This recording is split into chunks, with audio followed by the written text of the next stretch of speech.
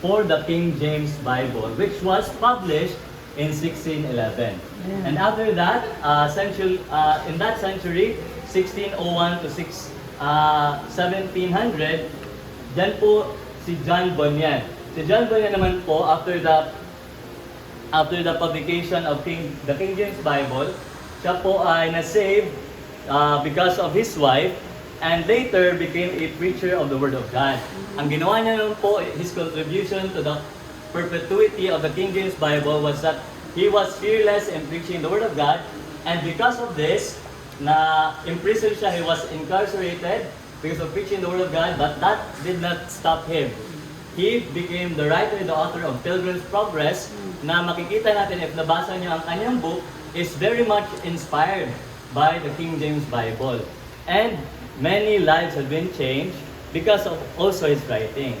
And essential that later was, punta po tayo doon, kay Charles Haddon Spurgeon, 1801 to 1601 to 1700. Kay Shubal Stearns po pala. Kay Shubal Stearns naman was a preacher of the Word of God, and his fearless preaching led him to be persecuted by much people. Ang kanya pong ginawa ay nag-spark ng fire sa lahat ng mga Kristiyano at his time, and also influencing many others to adhere to the very words of the King James Bible.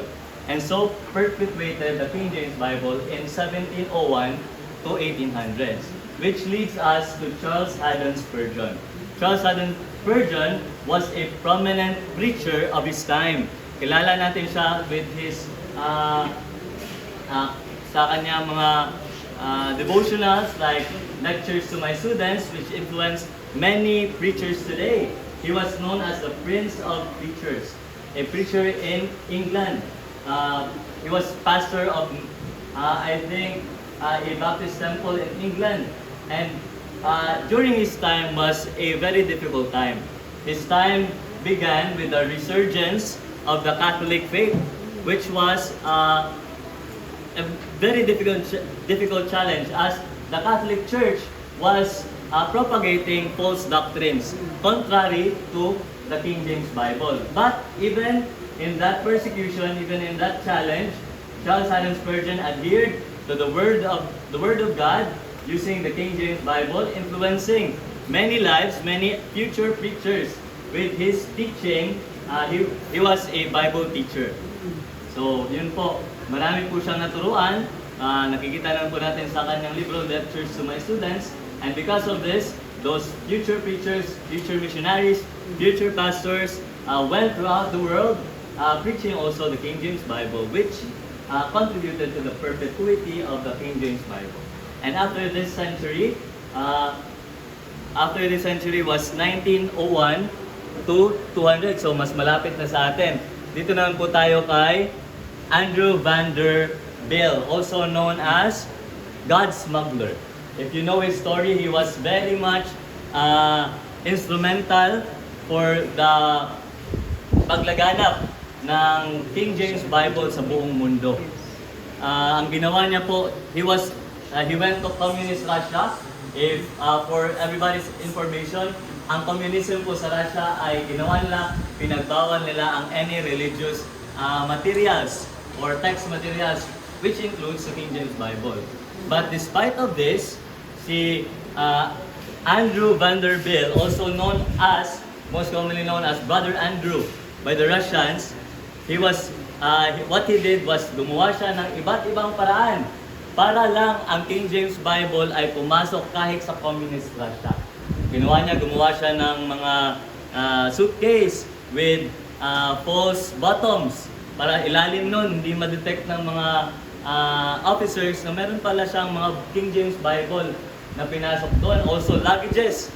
Ginawa niya iba't ibang paraan just for the cause na malaganap ang King James Bible sa mga restricted access nations. And after this, ang pinakakilala natin at sa ating time, 2001 to forever. So yun. Pastor Dr. Ed Laurena started his ministry, Christian Bible Baptist Church, which we are very much influenced today. We are very much grateful for the contribution din ng ministry na binigay ng Panginoon sa kanya, sa ating mga buhay. Ang contribution po nila sa perpetuity of the King James Bible is Dr. Ed became a red-hot fiery preacher for the King James Bible. He is strong in his stand. He is firm in his belief that the King James Bible is inspired, preserved, and the infallible Word of God, which we also believe today. Kaya nga po meron tayong subject history of the King James Bible to reinforce sa ating pong Bible College, Baptist Heritage Bible College, ay tinuturo po yan para ma-reinforce sa atin na ang ating pinaninindigan ay mapagkakatiwalaan. Wala pong mali sa ating salita ng Diyos. Kasi kung merong mali, ano yung tama? Diba? That's why we are very much grateful for Dr. Ed Lorena and Christian Bible Baptist Church as well as the Baptist Heritage Bible College. Sila po ang mga taong ginamit ng Panginoon from 1611 up till today.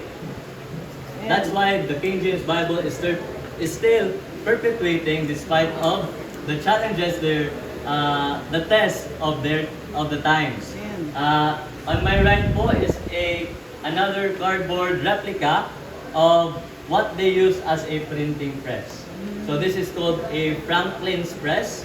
This was present during the publication of King James Bible in 1611, which is why this is most probably what they use for mass production. Kasi ang pinaka dahilan talaga nila for paggawa ng King James Bible was to make it for the masses, para mabasa ng lahat. Hindi lamang po ang Biblia para sa mga pastor o sa mga pari. Ito po ay dapat mabasa ng bawat isa. Ito po ay dapat matutunan ng bawat isa. Ang mechanism po nito ay maglalagay sila dito ng isang malaking papel. Maglalagay sila dito ng mga molds na meron ng mga letterings, and with a mechanism, pinipress and then pinapatuyo doon. So yun siya. And here naman po is the other versions. In 1800s, nagsimula sa Church of England, gumawa sila ng gumawa sila ng motion to set forth a new version daw of the Bible, because many daw ang hindi na nakakaintindi sa language ng King James Bible. But what seemed to be a new translation daw became what seemed to be a new version became a new translation, because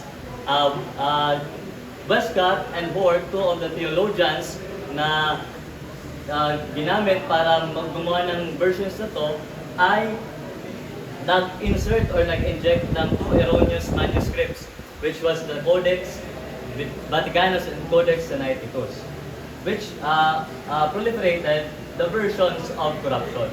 Ito po yung mga corrupt versions of the Bible. Hindi na po ito pure Word of God. Ito po ay nagtuturo ng erroneous doctrines. So we must adhere pa rin sa ating King James Bible. On our, naman po, pinaka-center po ng ating exhibit was a life-size cardboard replica of the first published King James Bible, which ganito po talaga yung measure niya. Ganito po kalaki ang pinakaunang Bible, which measured 10 inches and a half by 16 inches and a half, which ang kapal niyo po ay 3 inches with 1,500 pages.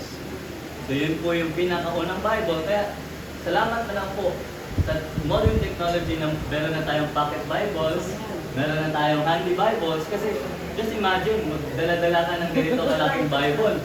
So winning ka, di ba? So this is for just prior information. Mas may expand po ito sa presentation mamaya. So I hope you do enjoy our skit presentation sa Bayang Likas. So let's proceed po, balik sa baba.